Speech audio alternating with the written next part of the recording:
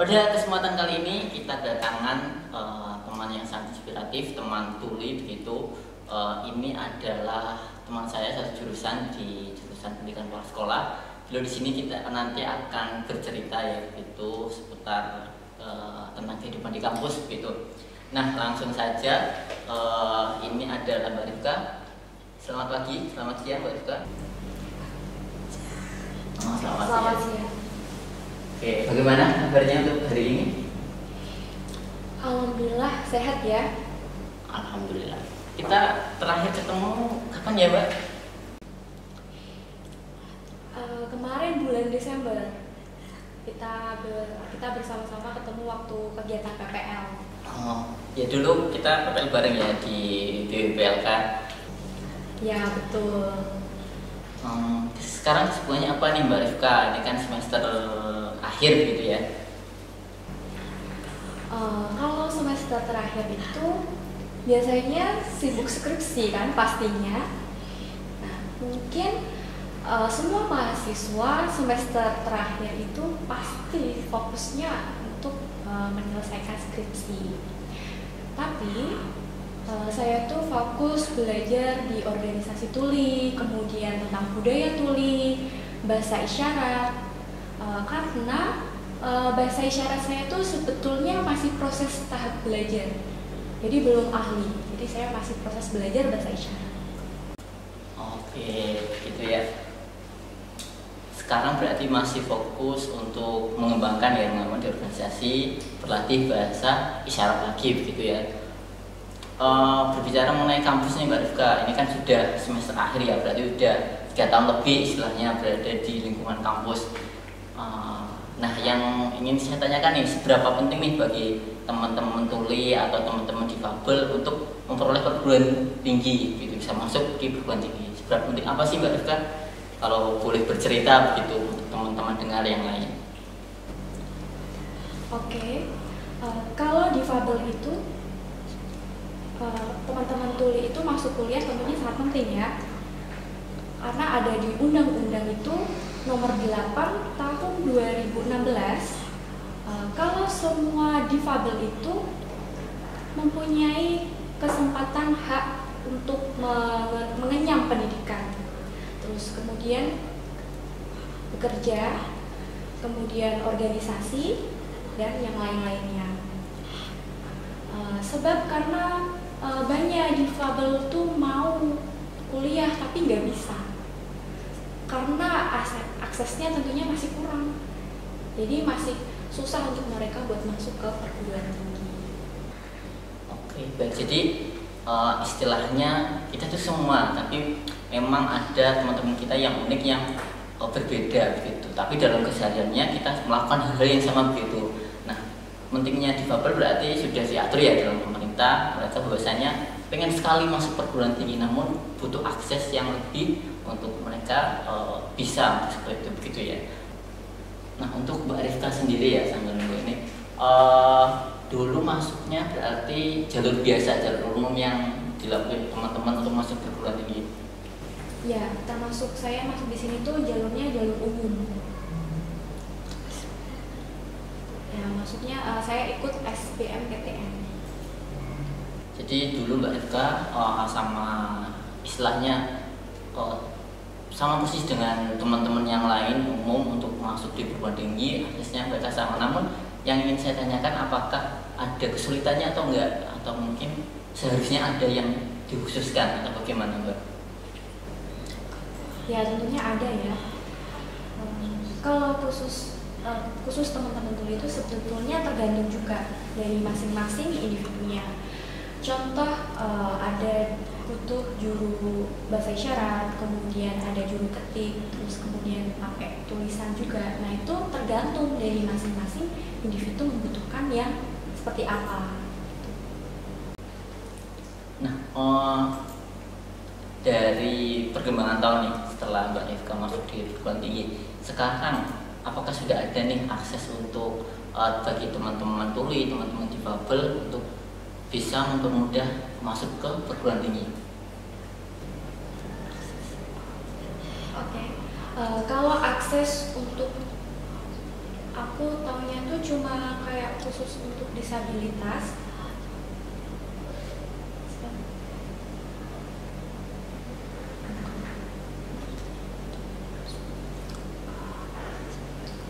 Ya.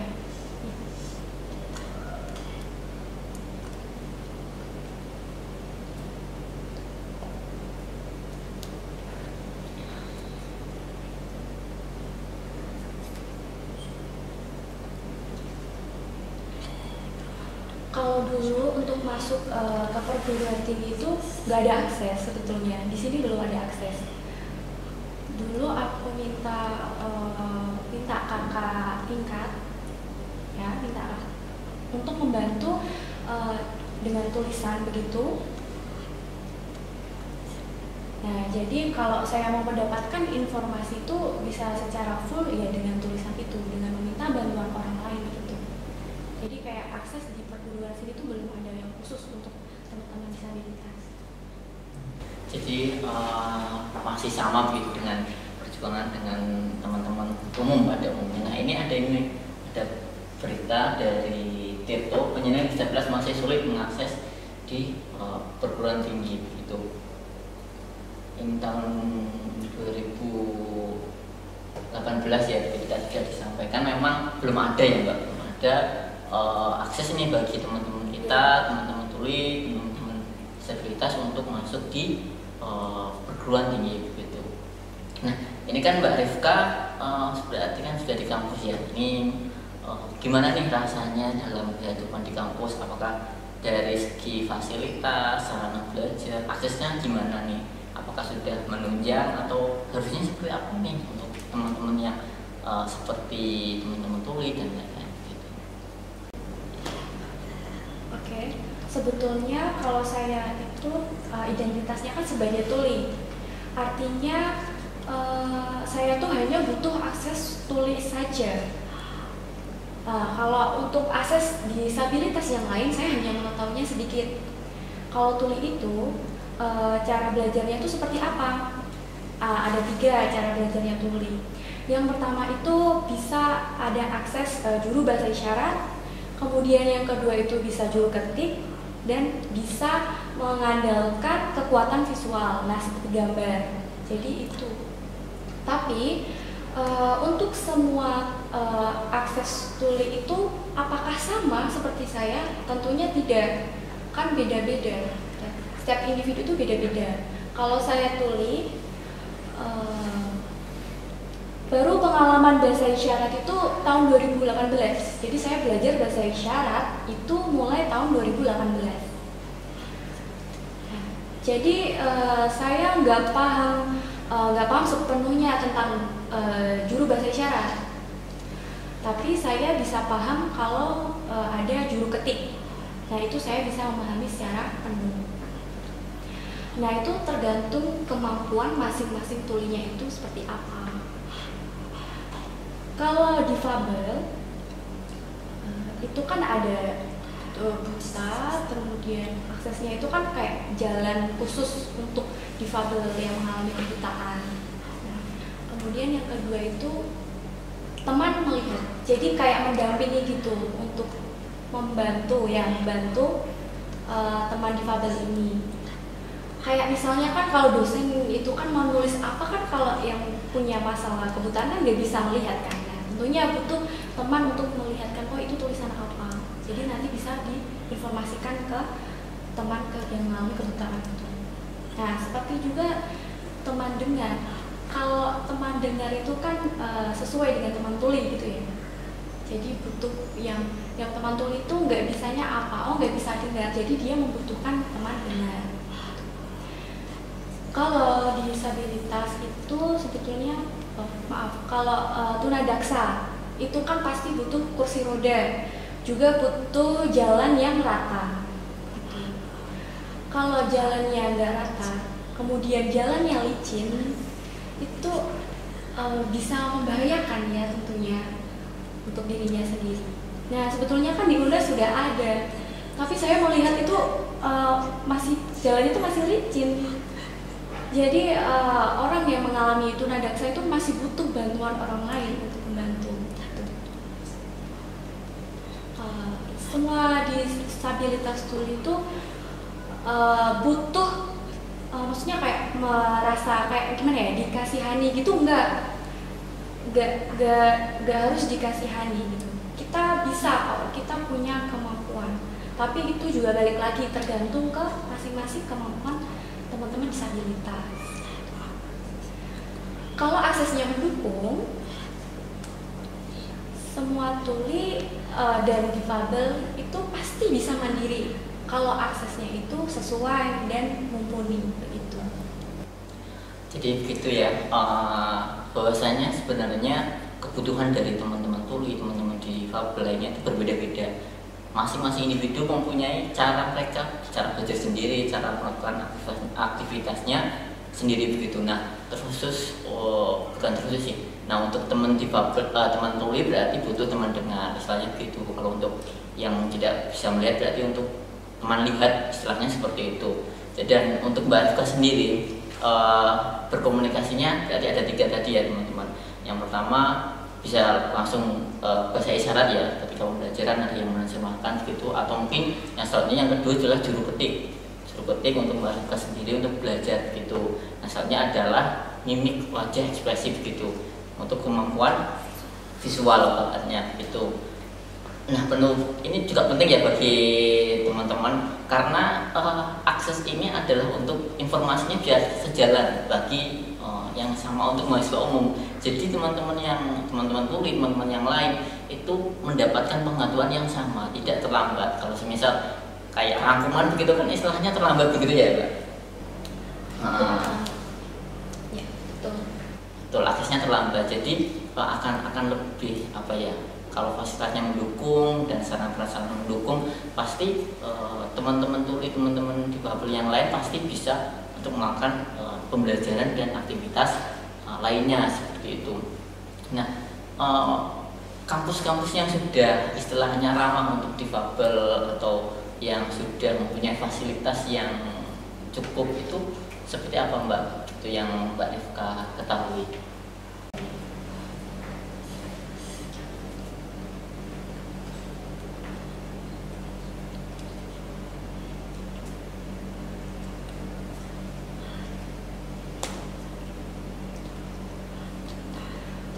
Contohnya itu kalau yang udah cukup akses ya, artinya apa? Kalau mau membangun akses itu harus dilibatkan disabilitas ini. Jadi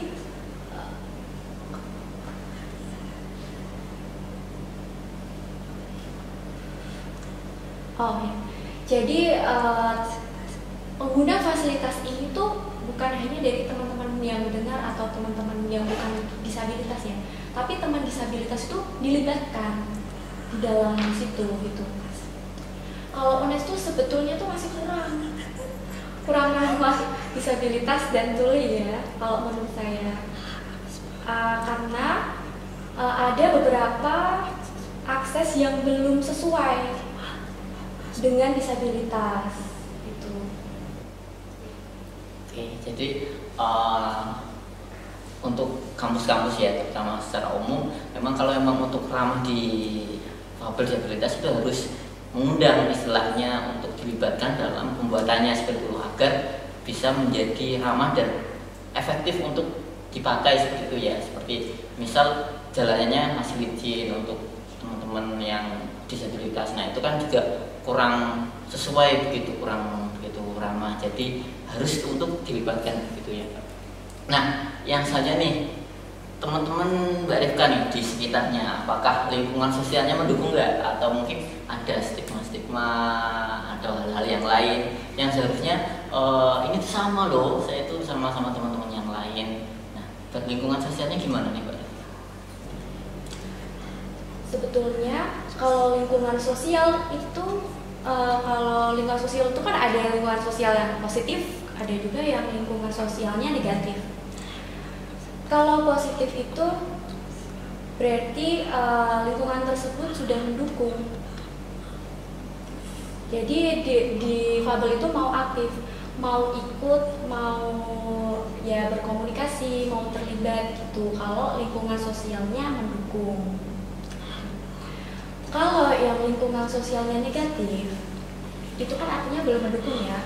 Nah mungkin kayak difabel itu tuh atau tuli itu pasti akan merasa tertutup untuk komunikasi pun kayak masih enggan, apalagi untuk ikut organisasi kayak masih nggak mau seperti itu. Jadi kalau lingkungan sosial itu kurang mendukung. Saya itunya seluruh Indonesia ya, bukan hanya untuk di Semarang aja. Jadi masih kayak kurang mendukung gitu. Untuk istilahnya lingkungan ya berarti bergantung pada lingkungannya. Kalau lingkungannya mendukung, kita juga istilahnya mendukung begitu ya. Kalau hanya tidak mendukung berarti tidak mendukung. Karena begini teman-teman, teman-teman yang unik gitu, yang teman tuli, terus teman-teman disabilitas yang lain itu sebenarnya mempunyai cara komunikasi yang berbeda begitu. Jadi di lingkungan sosialnya pun kita harus saling memahami untuk itu begitu. Kalau Mbak Rika sendiri kan kalau ingin berbicara biasanya kan menyentuh pundak begitu ya, pundak temannya, atau ingin berbicara siapa disentuh begitu. Jadi teman dengarnya itu paham, oh ini mau berbicara begitu. Saya juga mendengarnya juga enak. Bagaimana cara meresponnya begitu ya Mbak? Bisa diketik, juga bisa pakai isyarat yang umum begitu ya Mbak. Tapi sebetulnya kalau teman dengar itu masih kayak takut-takut gitu loh dengan teman-teman tuli gitu. Kayak bingung nanti ini komunikasinya gimana ya. Kemudian padahal kan pakai tulisan juga bisa. Pakai gitu kan A, B, C gitu kan bisa. Jadi butuh kerjasama dan adaptasi dari teman-teman dengar gitu untuk ke teman-teman tuli, sehingga tidak merasa takut kalau misalnya ketemu dengan teman-teman tuli gitu. Jadi ini pemahaman ya untuk kita semua ya. Jadi teman-teman tuli, teman-teman yang unik yang lainnya itu butuh istilahnya kepercayaan kerjasama dari istilahnya teman aktivitasnya, teman berbicaranya, untuk mereka percaya diri, untuk mereka lebih istilahnya aktif, lebih produktif untuk dalam kegiatan sehari-hari, dalam berkomunikasi. Sebenarnya mudah, cuman biasanya kan teman-teman yang secara umum kalau tidak tahu kan bingung, wah saya harus seperti apa bicaranya, saya komunikasinya sudah, padahal sangat mudah sekali untuk kita istilahnya membantu mereka untuk beraktivitas gitu, untuk belajar dan lain-lain gitu. Ya betul. Ini kita sedikit belajar bahasa isyarat aja ya Mbak. Yang dulu kan kita pernah ya belajar bahasa isyarat di ya, coba mungkin kita sedikit ulangi apa ya, kita kira-kira bahasa-bahasa yang umum yang sering dipakai teman-teman tuli di aktivitas sehari-hari itu seperti apa?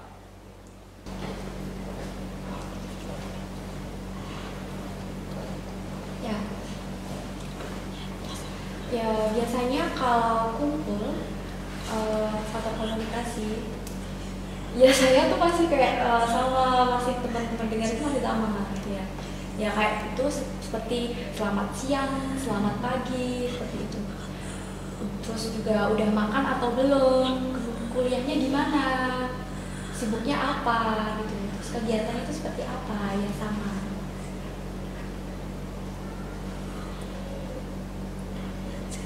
Ya, belajar bahasa isyarat gitu.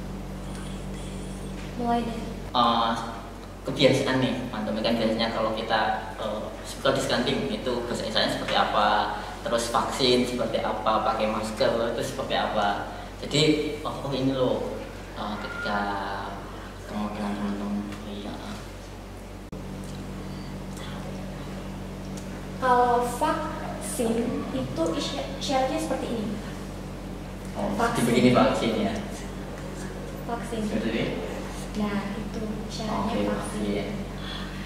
Kalau masker isyaratnya seperti ini. Masker. Kalau social distancing, nah seperti ini. Jaga jarak. Jarak. Iya. Oke. pagi ya. Oke, kita sapa aja wis teman-teman. Selamat pagi gitu. Terus bagaimana kabarnya? Ngomongnya gimana kalau bahasa isyarat? Halo. Selamat pagi. Jam berapa ya ngomongnya? Selamat pagi. Oh berarti selamat siang belum? Iya. Mungkin kasihlah harapan atau pesan bagi teman-teman yang melihat ini, teman-teman dengar atau teman-teman tuli, harapannya seperti apa nih buat semuanya gitu. Sebetulnya harapannya ke depan itu untuk teman-teman dengar ya, khususnya kalau mau belajar bahasa isyarat atau ketemu dengan teman-teman tuli, jangan takut dulu. Sebetulnya teman-teman tuli itu bukan alien kok, bukan ya. Ya, jadi teman-teman tuli juga kan manusia, jadi nggak usah takut. Kalau mau berkomunikasi itu mulai dari tulisan atau dari huruf abjad, dari A, B, C itu juga bisa begitu. Teman-teman tuli itu pasti bisa paham kok. Kalau khusus untuk teman-teman tuli, harapannya dan untuk teman-teman disabilitas, harapan saya itu semua tetap harus berproses untuk maju, tetap berjuang untuk advokasi diri, tetap aktif untuk advokasi.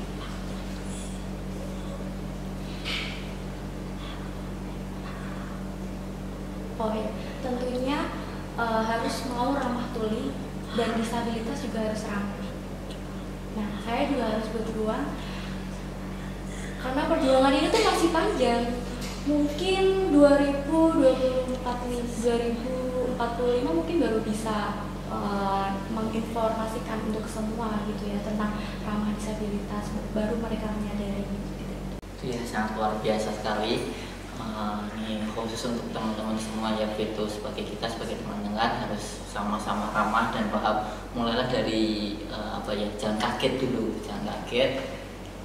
Bisa kok kita berkomunikasi dengan ketik atau dengan hal-hal yang lain gitu. Untuk teman-teman yang teman-teman tuli, teman-teman difabel itu jangan berhenti berjuang gitu, berjuang tetap semangat gitu, istilahnya perjuangan dari kita semua. Mbak Rika sendiri juga bilang masih panjang untuk semua akses untuk bisa tahu informasi untuk ramah difabel begitu untuk podcast kali ini sangat inspiratif sekali ya dari teman tuli kita. Cukup mungkin itu Mbak Rifka, terima kasih.